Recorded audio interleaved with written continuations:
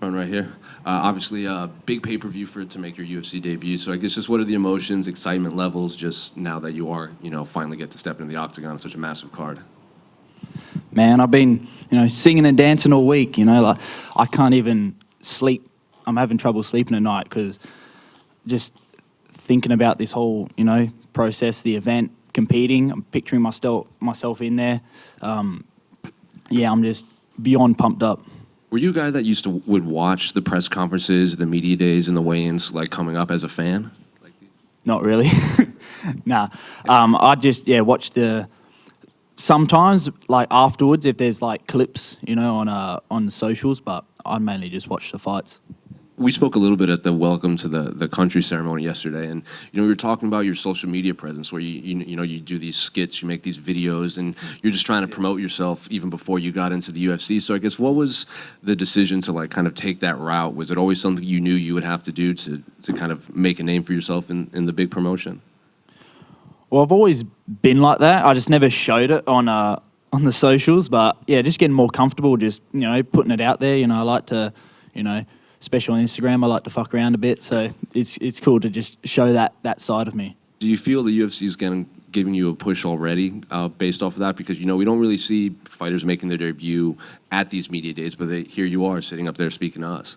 Shit, maybe. Maybe. And did you know much about your opponent, Jubli, when his name came across your desk, or did you have to look him up when you got the name? No, I knew. I watched his debut because I was watching that event. I think there was Vulcan Islam too, that card. So I was watching live, and I've always thought that might be a name that I'd come up against anyway when I first got in. So, came to fruition. And he posted, I think, an Instagram video recently before this fight where it was like him jogging, and it said like, "Oh, my knees are finally good. I can run again." So, are you expecting anything different from him, knowing that he might actually be healthy coming into a fight? Shit, I didn't even know that. Might have to throw some oblique kicks now. Obviously, big population in India. He has a big following on social media. We hear a lot from fighters when they fight Russians that their DMs just get flooded with, either trash talk or hate. Not because they hate you, just they're repping their guy. Has it been the same with you in terms of fans in India? Heaps, man. It's been for the last few months. It's been flooded. My whole Instagram, all my comments, and my DMs. But it's very mixed. Like obviously you're going to get some hate. But probably for the most part, it's, very much respect coming from the Indian MMA fans. So, it's cool to hear it. Do you feel like a win, your popularity in that part of the world, obviously it might take a hit because you beat their guy, but like now they would know who you are and they may follow you?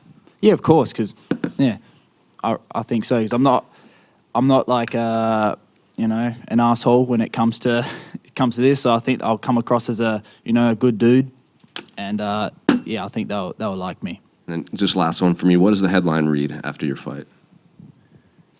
Oh shit. Salkilld, flies back to Perth with 50,000 extra.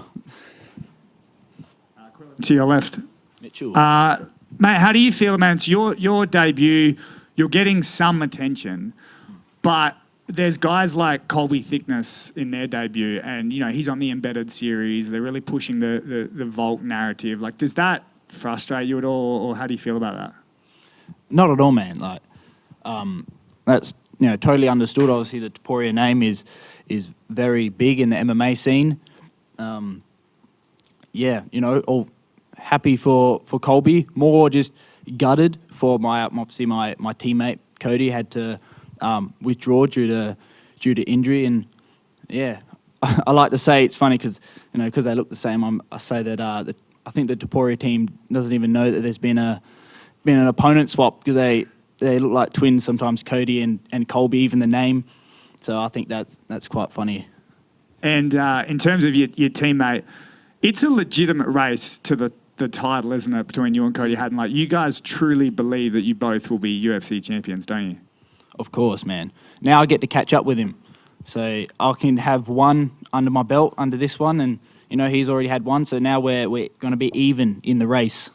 And heading into this fight, do you have a plan on how you envision this going, or are you more of a kind of wait and see what he brings and what you're going to do? And I think even in previous interviews, you've actually stated that you don't go in with a game plan. Never really. I like to know what they're gonna, like what kind of style they're gonna bring, but I like to just wing it.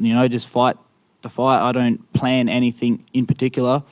Just wing the game plan. And final question for me. You seem to develop, I don't think too many people know this, a bit of a sort of every opponent you fight that is from a different nationality. Is it after the weigh-ins or after the fight you enjoy their cuisine? After the fight. I'm still strict after the weigh-ins, so I think messes with my stomach.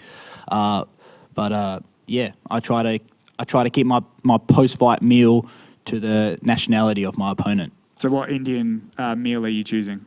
I have to go classic buttered chicken, mate. I don't know anything else. Quillan back here. Joel.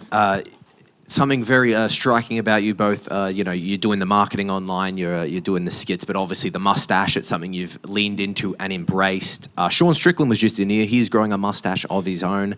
Have you seen it? And if you have, what do you think of his mustache? Beautiful.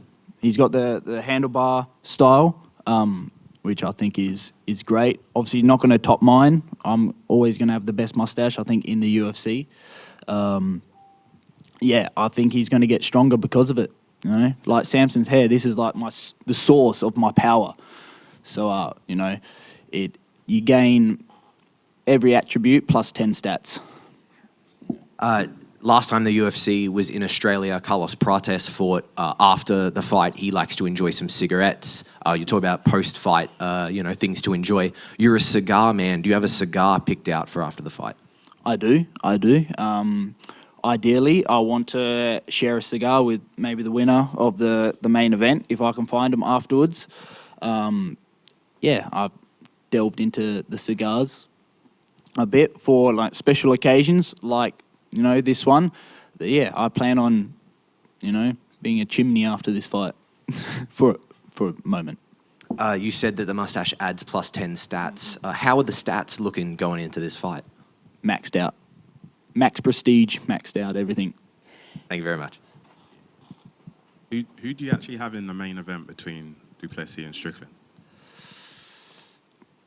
Man, I was leaning towards Drickus before, but then when I found out about Strickland's mustache, I was, I might be a bit biased. So it's a hard one now. It's a hard one. The heart says Strickland now, and the brain says, I think, Drickus again.